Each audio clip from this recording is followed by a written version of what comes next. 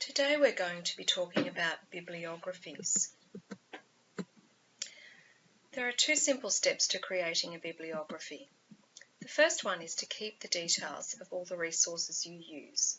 So if that's a website, you'll need the author, if there is one, the title of the website, the URL, the date you used it. For a book, it would be the author and the title, and the place and year of publication. The second step is to provide the bibliography at the end of your work.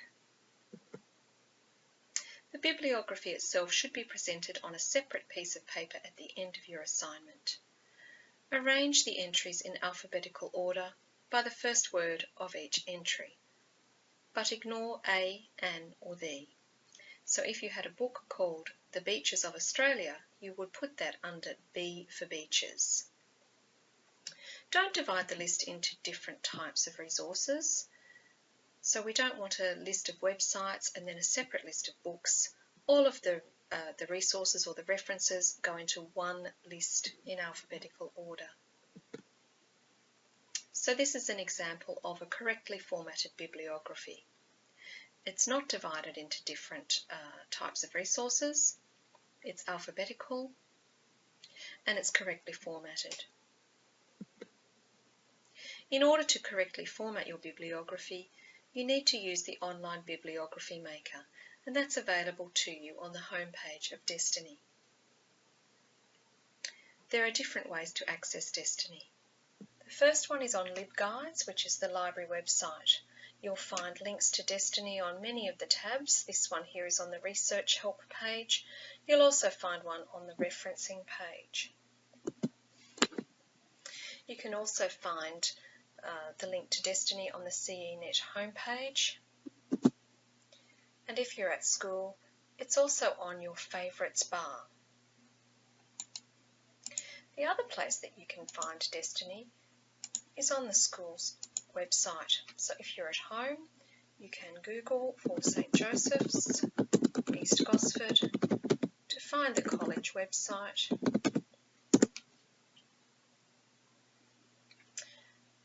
On the home page of our website, we have some quick links.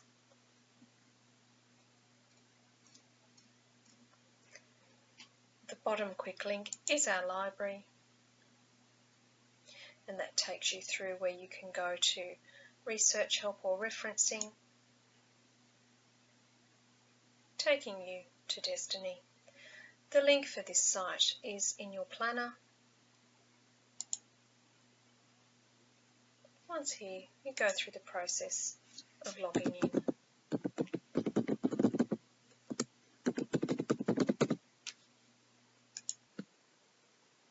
Once you've logged into Destiny, you need to click on the link to the online bibliography generator. In Years 7, 8 and 9, you choose Middle School, then choose the type of resource that you want to reference. Often that will be a website, like in this example here. Fill in the boxes, following the instructions on the page, then create your citation.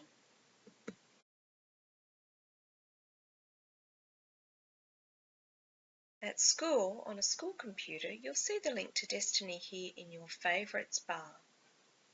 But if you're at home on your own computer, that won't be visible to you. So the other way of accessing Destiny at home is to go to the library's web page, or LibGuides. The easy way to find that from home is to go to the college website itself, scroll to the bottom of the college website, and you'll see some quick links. Click on the one that says St Joseph's Library. We are now on LibGuides, which is the library website. The URL up here is also available in your planner.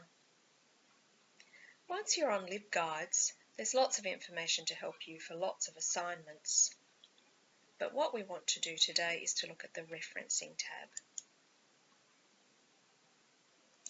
When you're on the Referencing tab, you can see over on the right we have our link to Destiny, the library catalogue. Once we click on this link, we need to log in. and this will take us to the Bibliography Generators link. So we click on the Login button, and your username is your normal network username. The password has been provided to you. Once you log in, you'll be able to see all the features of Destiny, catalogue for searching for books and websites, and information about anything you've borrowed. But on the home page here we have links to lots of resources, and the one we want today is the online bibliography generator.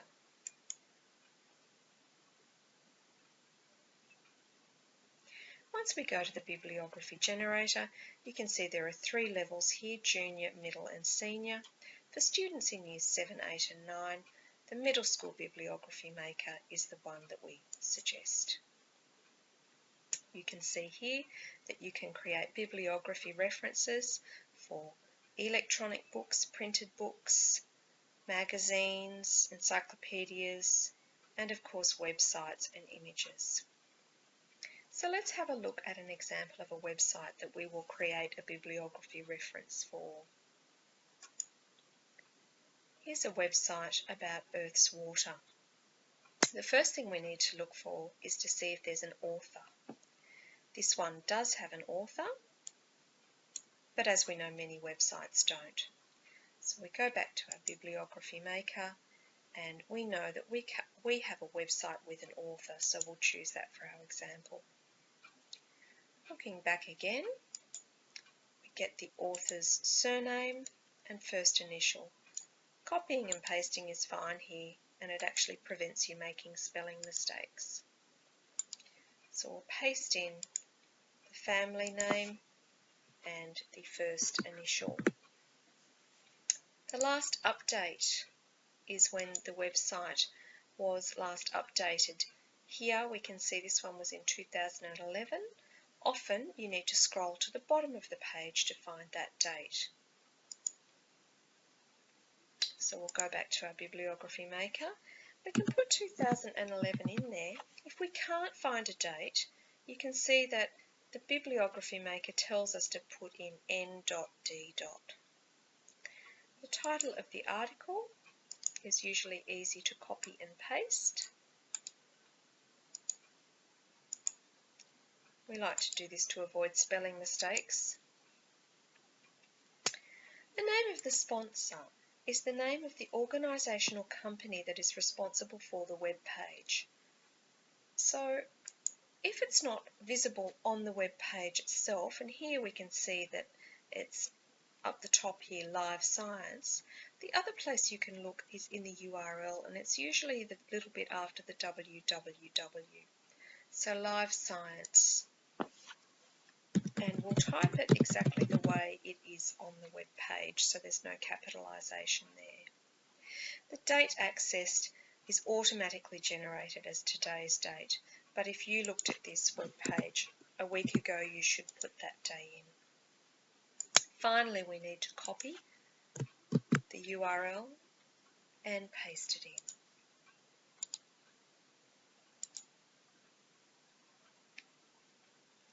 We can then create our citation. The instructions here tell us that we need to select, copy and paste our citation or reference into our bibliography. It tells us to arrange the reference in alphabetical order by the first word, and it also reminds us to ignore any a, an or the at the beginning of the reference. So I'm just going to copy this and paste it into a bibliography that I already have open.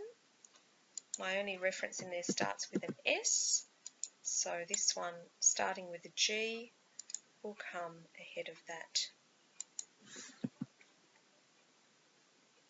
Oops, just undo that, and I like to get rid of that space there and keep it all neat and tidy. The other thing we need to mention is that on your bibliography maker, if you make an error, for example, if perhaps you leave a field blank and try to create your citation, it won't work for you. That field will be in red, and it will remind you what you need to fill in there. For further help, you can always look at the example given here and hover above each of those elements, and the bibliography maker will tell you what you need to do.